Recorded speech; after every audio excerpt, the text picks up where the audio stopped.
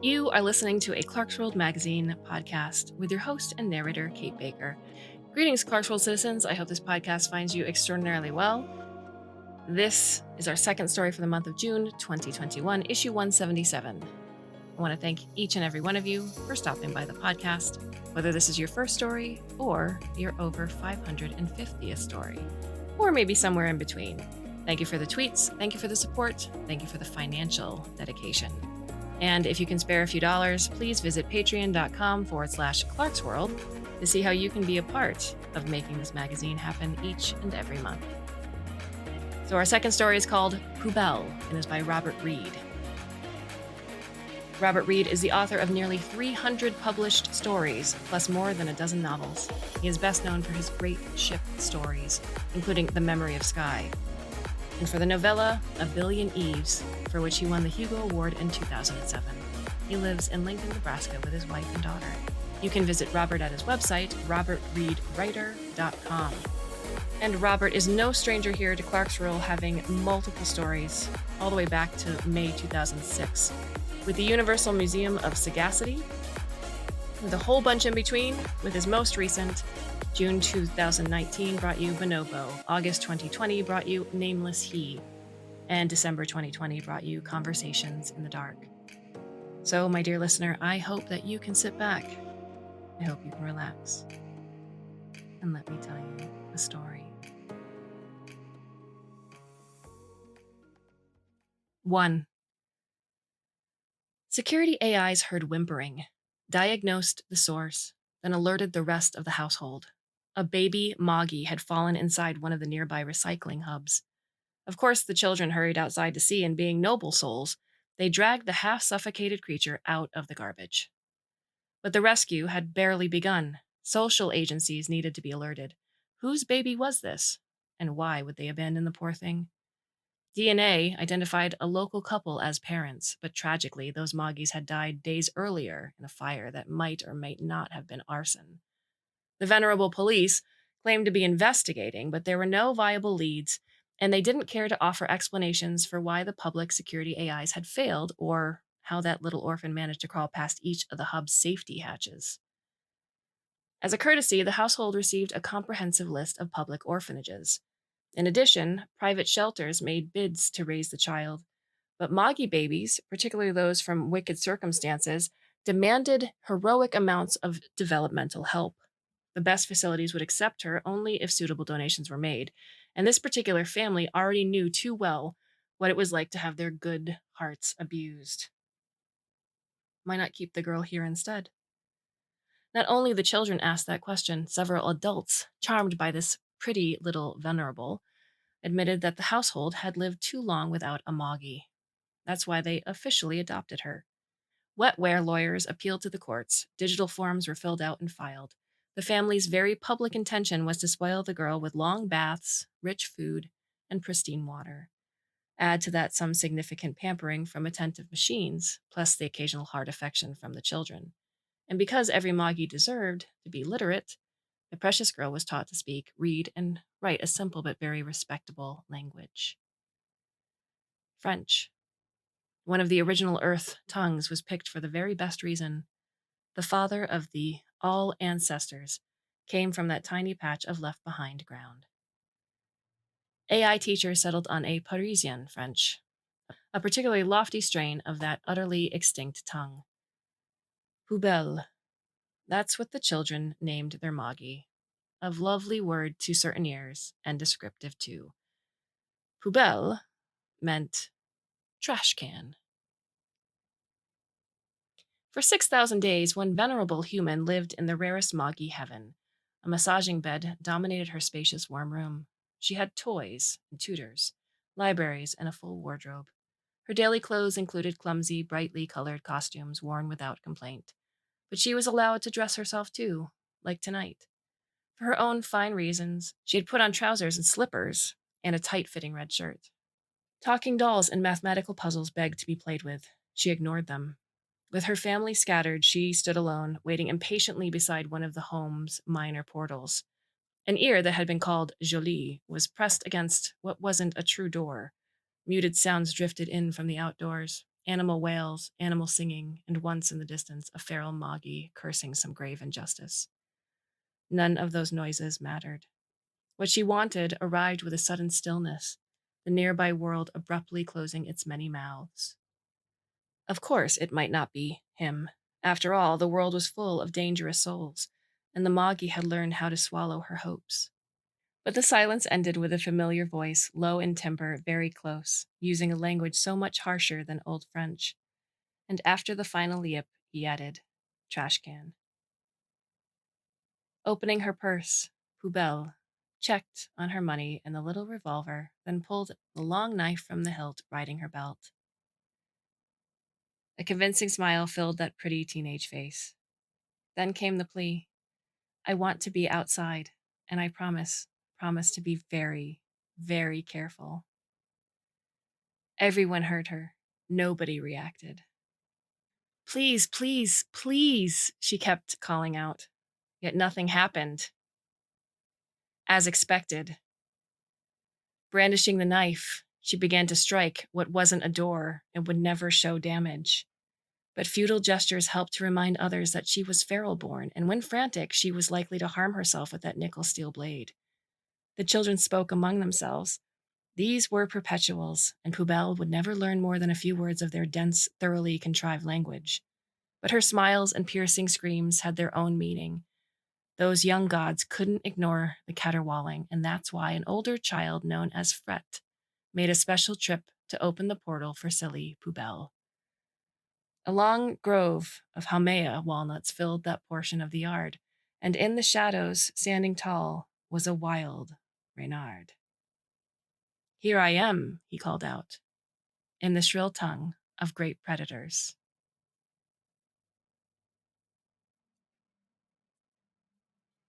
2. Perpetuals were the rarest people. Born rich and immortal, they came into life bearing lofty, ridiculously intricate names. The lucky few were able to choose shorthand designations. Brief, crisp, perfect. But most of the common names came out of random nonsense. Like a certain child who complains about dangers nobody else can see, mortal hazards that don't exist today and likely never will. Barely more than a baby, the girl relentlessly bombarded her family with outlandish scenarios, even when older siblings teased her for being ridiculous. Then one day, an exasperated grand great mother said, "Oh my, you're such a Fret." A single offhand remark, but that proved to be a decisive moment. And that's why the girl was called Fret today, and might be for the next 100 billion years. Some children rebelled against their labels. Not this one. Not only did she accept the syllable, but Fret embraced her role as the family's official pessimist. Just a few hundred years old, half grown, and knowing nothing but joy and enlightenment, Fret continued to conjure up despairs, enthusiastically shared with everyone she loved.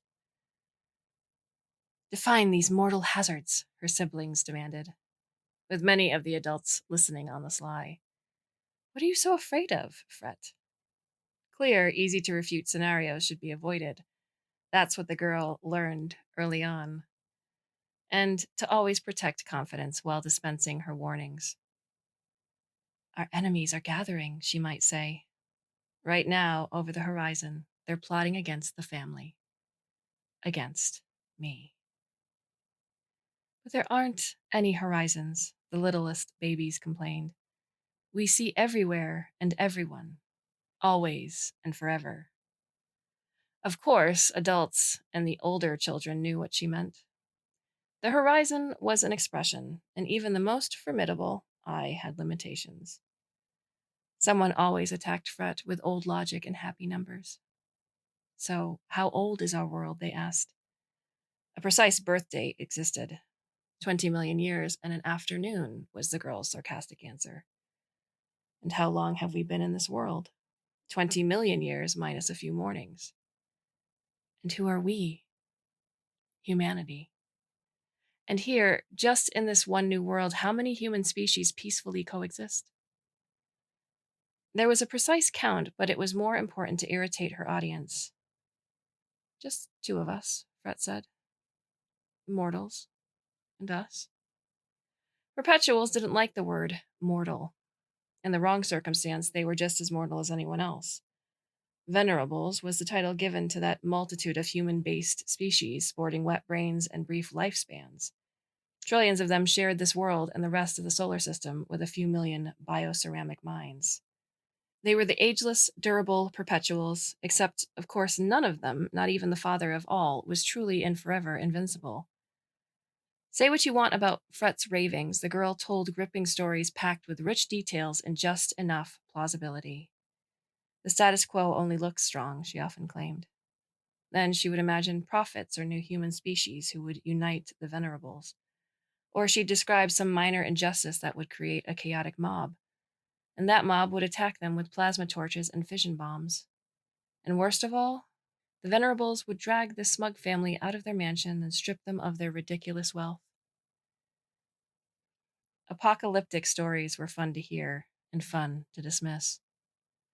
And Fret's motives always deserved to be attacked. You don't believe your own words, she was told. This is nothing but fun for you. This is your favorite game. Isn't that right, little one? Maybe yes, maybe no. Fret's beliefs belonged to her, and she insisted on keeping them secret. On the best days, a frustrated Grand Great would come forward unveiling the latest society model and n-dimensional forecasts. See? We are loved. You are safe. So shut up, please, darling. This kind of information was normally kept away from children, and it was fascinating stuff. Tax policies, bribe policies, welfare rivers, plus advertising campaigns, with comprehensive tallies of the solar system's resources, present and future, proving that trillions more venerables could live well enough, with a billion perpetuals overseeing this very disciplined chaos. As long as there is a creation, said those self-assured voices, this is where we will stand. And when does the creation end? Fret asked. 1,000,000,000,000 days from today, was one stubborn answer. No doubt about it, elaborate plans were at work. The human colonists, both varieties, had cobbled together a civilization leaning hard on caste systems and the proven rules of ecology. And the foundation beneath everything? Confidence. Every adult confidently assured her that the plan was proven and perfect. Doubt was nothing but a childhood disease, and that was why the girl couldn't sleep happily through the night. Believe it or not, she would grow out of this affliction, living a happy life that would end just short of forever. I don't believe you, Fret often said. So prove us wrong, they said. There were many reasons worth mentioning, important points of concern and lesser troubles that kept changing rank from day to day. But good ideas didn't matter to entities far older than one baby girl. And while the girl realized that she didn't know everything, she also remembered that when set against a universe rich with knowledge and experience, these smug adults knew just a little more than she did. That's what terrified Fret most of all. Cling to whatever nightmare you want, the others told her, but that doesn't diminish what is real.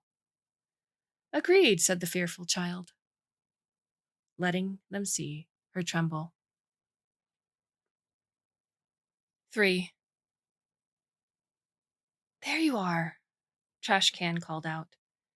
A security shimmer clung to the girl, and then she pulled free, except there was no leaving the mansion behind. Where the perpetuals lived, surfaces and pets were scrubbed to a micro-sterile level.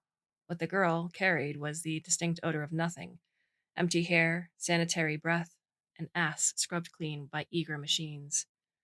There was also the question of her health, which was considerable and peculiarly attractive. The Reynard always suffered a stubborn longing for this creature, urges a little sexual and more than a little parental. And which of those instincts was worst?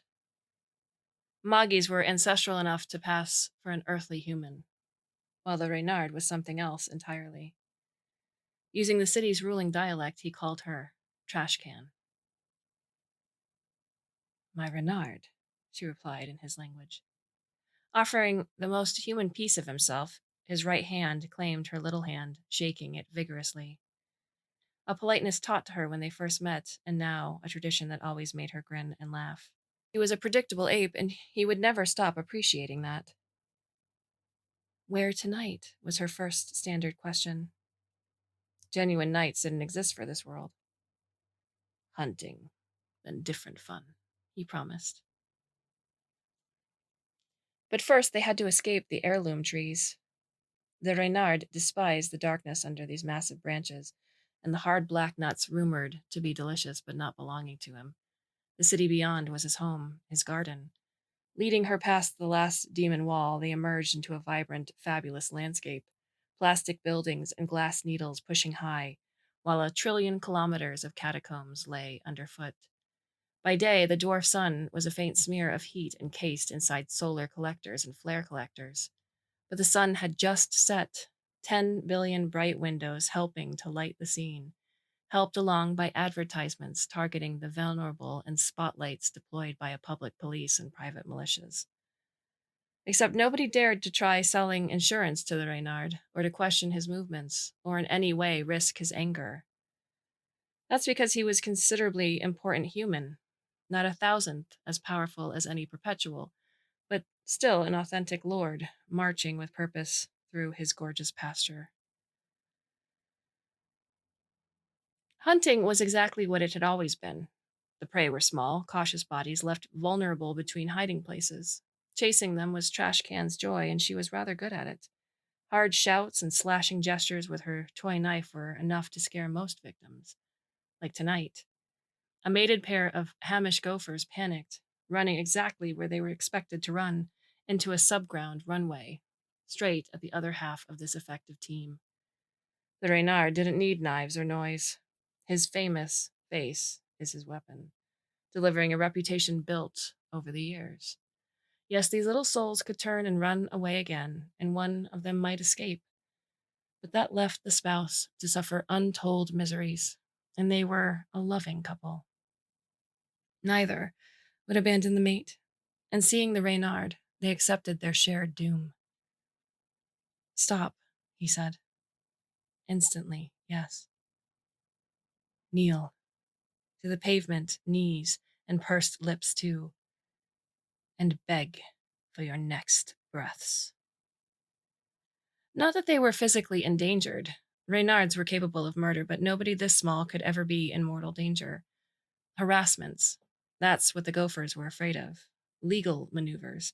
Evil gossip wrapped in the worst kinds of truth. Those were the looming fates, and their enthusiastic begging was well underway when Trash Can grabbed them from behind, shaking their little necks.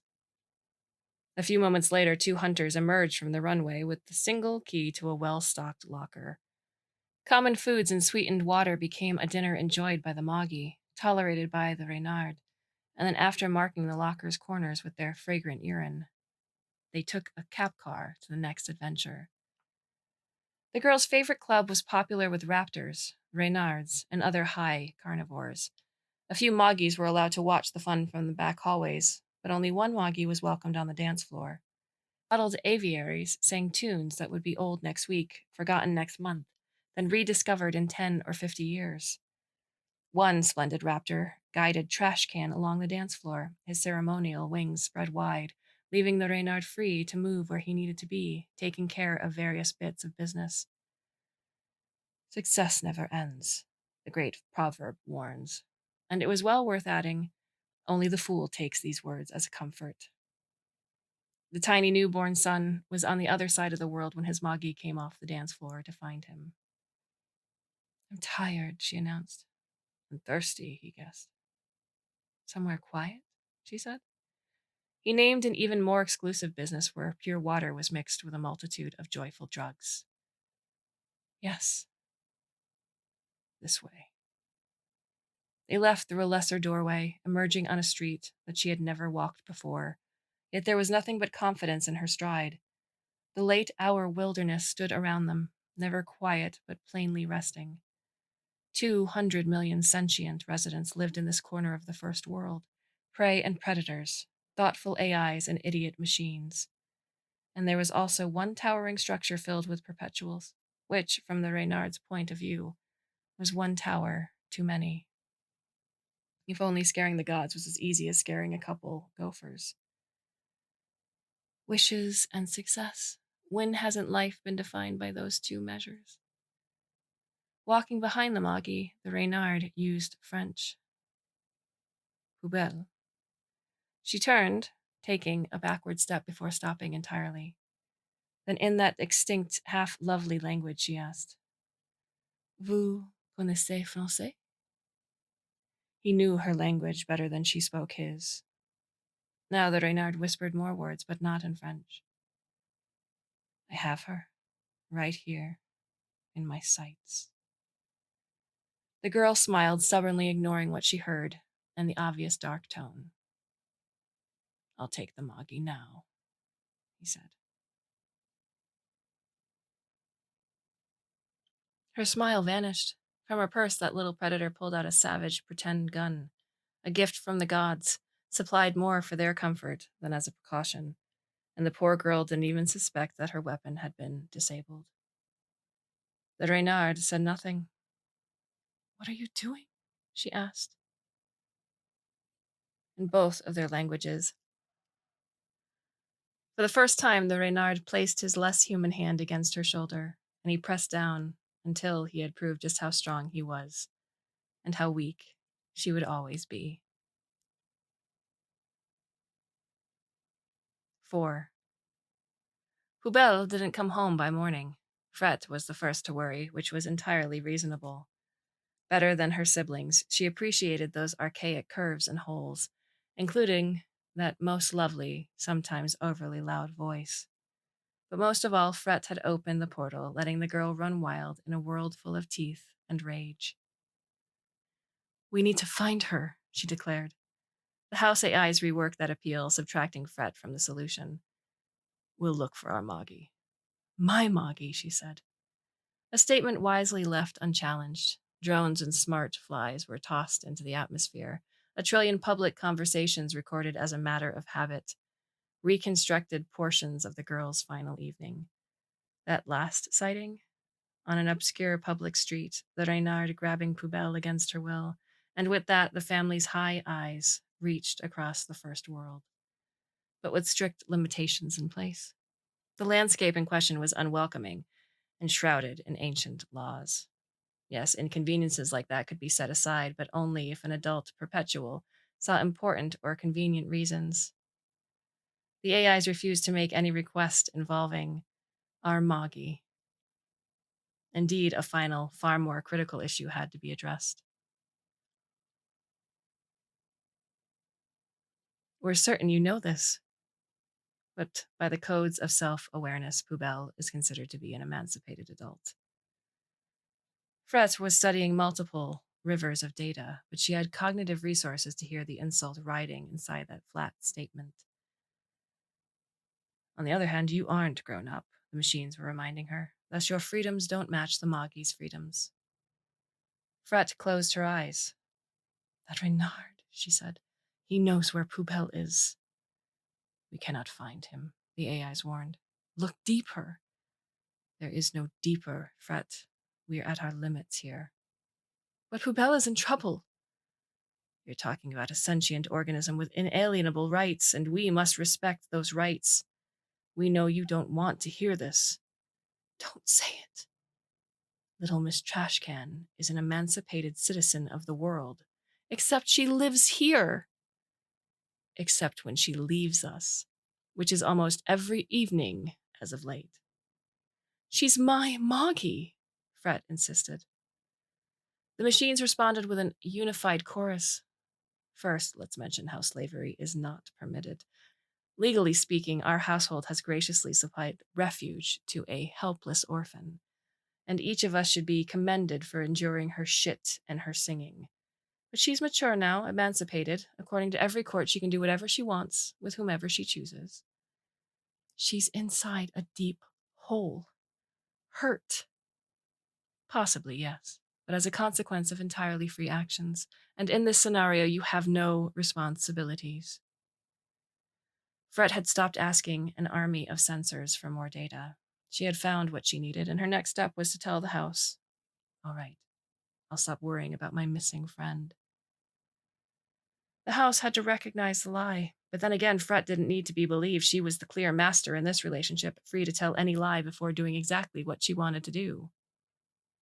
Slipping into another portion of the house, she closed portal tubes and security shimmers before assembling what she needed. First, a collection of intriguing gifts that would prove tempting to Reynards and other crime bosses. And second, she designed a sophisticated hull with enough room inside to hold the soul of one mostly grown up perpetual.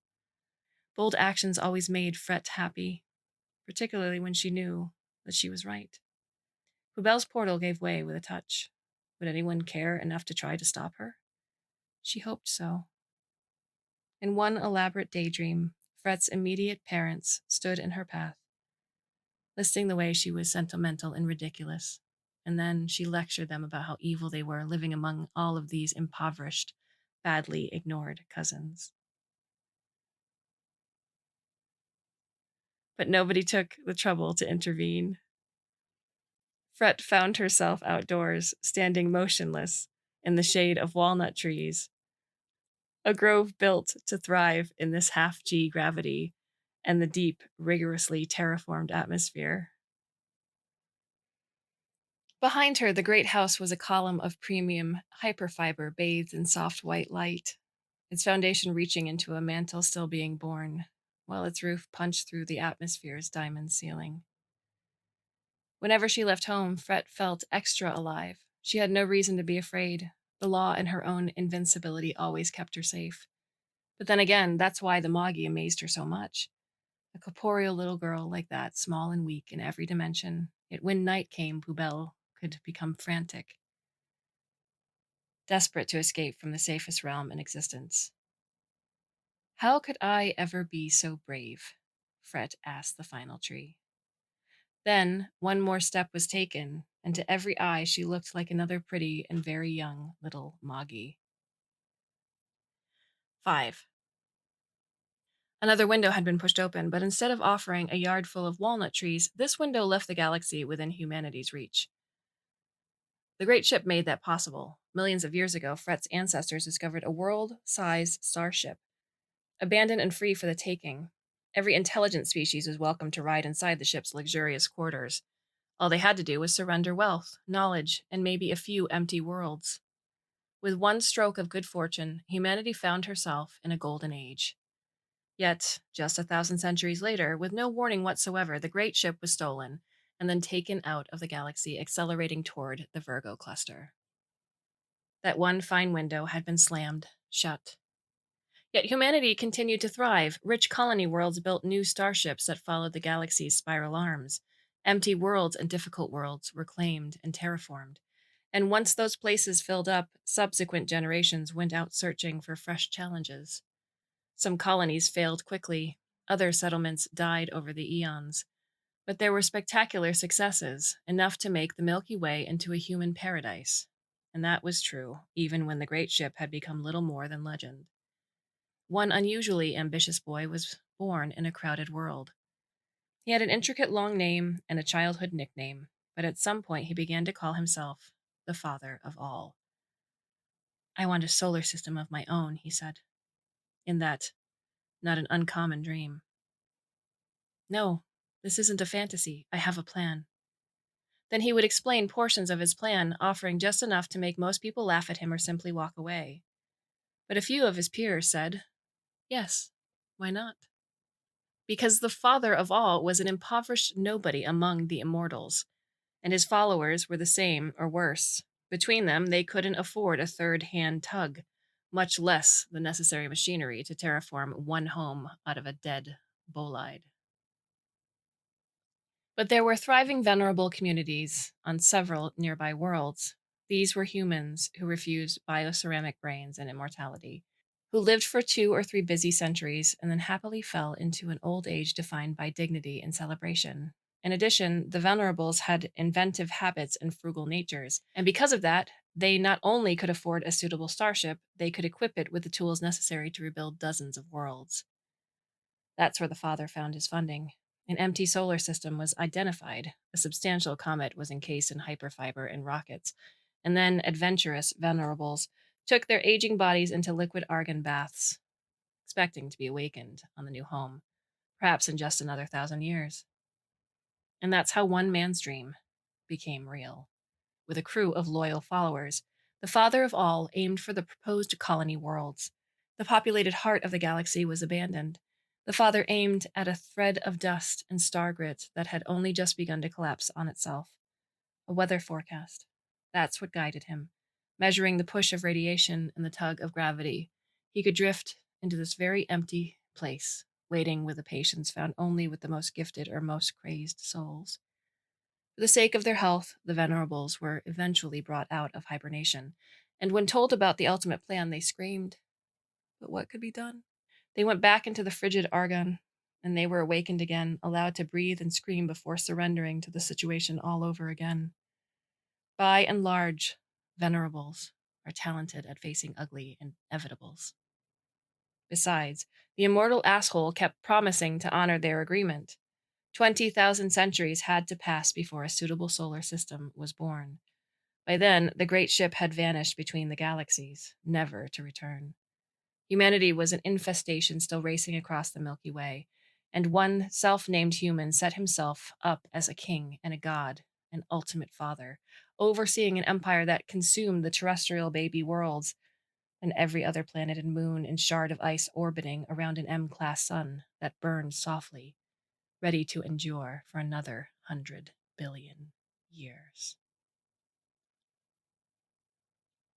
6. The girl stood in line like every hopeful Moggy, dressed for dancing, armed with a pistol and 2 hypodermic crossbows. She was pretending patience while waiting for her chance to step inside. The club's manager was an old raptor, long retired from hard work. This job was a plum, given to someone who had proven to be loyal and trustworthy. And she didn't welcome uninvited hazards waiting at her door.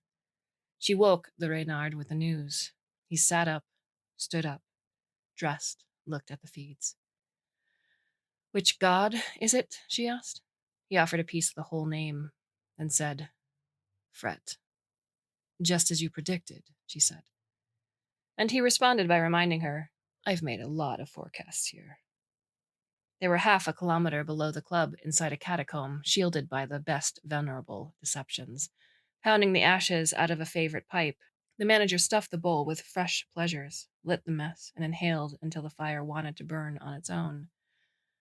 I'm letting you play this out, she said, but if I see real trouble, then I'll sure as hell warn the Council of Wolves. You promised me. Yeah, I know. No matter how important, Reynards and Raptors were just local predators. Larger, less patient packs were scattered from here to the edge of the solar system. Complicated politics. That's what gave birth to human life, and all these millions of years only served to make everything into an always grander mess. So, do I let her inside or not? Not. Thank you, she said. And after a few calming puffs, she added, There's a key inside that purse of hers. What do you think is inside the matching locker? Coaxings. Fine little gifts for us to give back to her little pets, no doubt. No doubt. Watching his victim, the Reynard thought, My God, she is a beauty. Are you taking her bribes? Everything, and then I'll give them to you. Off the books. Well, the old lady said, that's gracious of you. The Reynard found his shoes and started for the door. I can't help but notice. What do you want with this foolish perpetual? It's never been explained to me. Pausing, he turned around to offer a bold little smile. Opportunities, openings, possibilities that I never dared to wish for. That's why I stuffed the baby inside the dumpster to start with. 7. Fret never imagined that this experience could be so ridiculously fun. As another hopeful partier standing in the drippy beginnings of a long, fierce rain, she was surrounded by rough conversations and busy, brief lives that never stopped spinning around the essence of life. Love, food, shelter, worth. There weren't any lessons to be learned. Nothing, she witnessed, changed what she knew or assumed on any other day. But the scene was rich with details that kept revealing themselves with every hard stare and nuanced analysis. The young man standing beside her, for instance, he had come walking back along the line begging for space. That round, fat, rich face and the scent of his pearl colored skin marked him as an immigrant from the ice realms of the outer reaches. His voice had obvious troubles with the local dialects, too.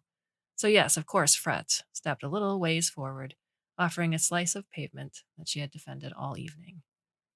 The boy had a story to tell, shorn of detail but blessed with enthusiasm. Grateful for this audience, he began to fall in love with the moggy stranger, and even though it was a little cruel, Fret led him on. "I'd love to visit your homeworld," she said. "I would take you if I had the money," he said. "But there isn't enough left to get me anywhere anymore." "I'm the same." "Too bad," he said, trying to laugh away his hopes. "But you're happy enough here." "This moment I am, yeah, sure." She laughed at that quite a lot, including his painfully obvious manner. Then fresh motions caught her attention, and when her eyes were abandoning him, the boy grew worried. I bet you don't know where I grew up," he said. "You already told me." No, I mean, who adopted me and cared for me until I was grown." Well, maybe this would become a worthwhile topic, but a familiar profile had just emerged from the club, apparently for no reason but to hurry out of sight. Was it the Reynard? An array of sensors promised that her guess, her hope, was correct. The brute who came to the house last night had reappeared, abandoning this day's den for rain and distant thunder. Interrupting the storyteller, she said, "Sorry, I see someone who owes me quite a lot. I need to run." "Oh, I'll go with you," he gamely volunteered. "No." Seemed too rude to be left on its own, so Fret handed over a chit of compressed capital. Not enough to buy the boy his own light sail, but adequate for passage to any place beyond this wet little avenue. Her quarry was a locally famous predator, powerful in so many ways, but the Reynard was being chased by an ageless, nearly indestructible creature. "I'll begin with threats," Fret told herself. "The family attorneys, our local police, collective suits filed on behalf of thousands of victims. Oh, that would make his little life unbearable." The Reynard turned down another narrow street. "Oh, hopefully he'll get angry enough to hit me." Her moggy-shaped hull was full of tools, each capable of responding to threats with not quite fatal violence. Then I'll offer him a little something out of pity, and when my girls return to me safe and wiser, I'll cheat him on the ransom too. Beautiful thoughts, swift and sweet. Though the most likely resolution remained that two parties would negotiate for a few moments, then gratefully move past this foolishness. Another intersection, and the Reynard paused. Fret expected him to glance over a shoulder, but he didn't. That tall figure of meat and armor spun boron and servo motors pretended to be a statue until she stopped too. Then he was running, breaking into a hard sprint, scrambling up one plastic wall to make the next sharp turn, then surging to even higher speeds. Fret's best run was barely fast enough to catch up. Two more turns, two more tiny roadways, then they were back on a wide avenue full of vulnerables. Fragile bodies were shouting and scattering, and that's when the girl went airborne, up high and then slamming the Reynard to the ground, pinning the mechanical arm while laughing at his face, getting in a position to drive the other knee against the heaving chest. "Give her back to me." High overhead, that carefully terraformed atmosphere had been generating bolts of lightning. Not huge discharges, but intercepted by steel spikes scattered across the city, then channeled and compressed inside an industrial capacitor. And now a wicked portion of that power burped free, a white hot blast fierce enough to disable Fret's hull, while flinging her through the nearest window. 2 seconds passed before her security systems came back online. "Now I'll make you pay." Well, that's what Fret meant to say. But someone else had just stepped from the darkest corner of this otherwise empty room. Poubelle. And brandishing the controller, the wicked little Moggy pushed the big fire-colored button for a second time, just to prove that the first strike wasn't a fluke. The next burst was 10 times worse. Fret's hull was quite dead. and the Reynard was kneeling beside her, smiling, speaking in the Perpetual's dense language. He said, "I agree with you, Fret. Oh, I do. The family should be terrified. But it won't be a new species of human coming for your siblings and those sweet grand greats. And it won't be a venerable prophet, and our idiot hatred won't matter in the end. No, this is who is utterly dangerous and utterly magnificent." With that, he picked up her dead hand, straightening one finger, which he pointed at the girl lying helpless on the filthy, wonderful world.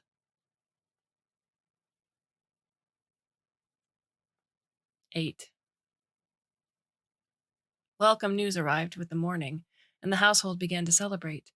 Most of the children pushed aside games and deep immersions, or they left their AI teachers in mid-lecture, racing to the ground level floor and a certain large space that was already decorating itself for the party. This was going to be a marvelous day. After a string of what must have been astonishing adventures, their hero was returning home. At last. Missing for 20 days, given up on by almost everyone. And that's why even the younger adults came to watch, standing at the back of the room, smiling as much as anyone. A treasured piece of the family stepped through the demon walls and into the walnut grove, and reaching the portal, she began to knock and kick, calling out, "Je suis désolée." But the portal wouldn't open. A few small disasters had triggered more paranoid levels of security, and none of the celebrants had permission to overrule anything. Pleas were sent upstairs. Nobody responded. Young children turned to the adults, several suggesting that the father of all might willingly intercede. "You call out to him," one mother joked. Nervous giggles dissolved into a final silence. Then one courageous boy reached for the portal. Expecting nothing else, he let the booby trap remove his hand, and then picking the hand off the floor, he pressed it against his fresh stump while once more begging for someone's decency. And all that while, the girl standing under the walnuts repeated, "Je suis désolée." "I'm sorry," she was saying with that precious French. "I'm sorry, I'm sorry, I'm sorry." At last, one of the great mothers arrived. She was a tall, confident beauty, and an avid traveler who had visited every important world in the solar system, meeting every perpetual worth the effort. She was also a genius when it came to dispensing nicknames for the family. Rumors claimed that she was the father's favorite, and it was worth noting that at some point in life, everyone wished they could be her, if only for a day. The ancient woman stepped up to the portal, 2 fingers and a coded signal, causing it to unseal and slowly pull open. That was when the children looked at each other, taking inventory. "Where's Fret?" they wanted to know. "She's still hiding in her room, licking her little wounds," others said. The harshest, richest kinds of laughter filled the room as the lost girl returned to them, but Poubelle didn't come alone. The tight trousers worn when she left were even tighter now, a baby Moggy riding above her hips. "It's a girl," she said, answering the question before it was asked. "And her father's a beautiful boy from the outer reaches," she added.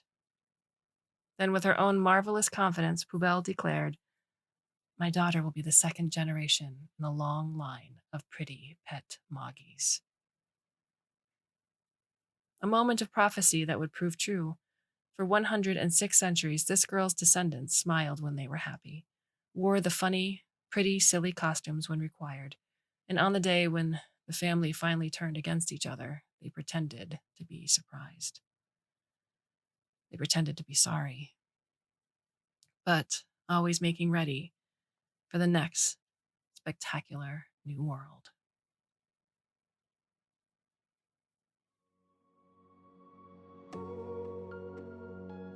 What are your thoughts on the story? You can leave us a comment or a question at the Clarkesworld Magazine website itself, or you can go to the About Us page where all of our contact information is listed, in case you don't want to make a public comment. You can also reach us via Twitter at Clarkesworld or at Kate_Baker if you'd like to spread the word there. We have quite a few stories left for the month of June until we move on to a whole new slate of stories for July. I do hope you'll come back and join us, should you so choose.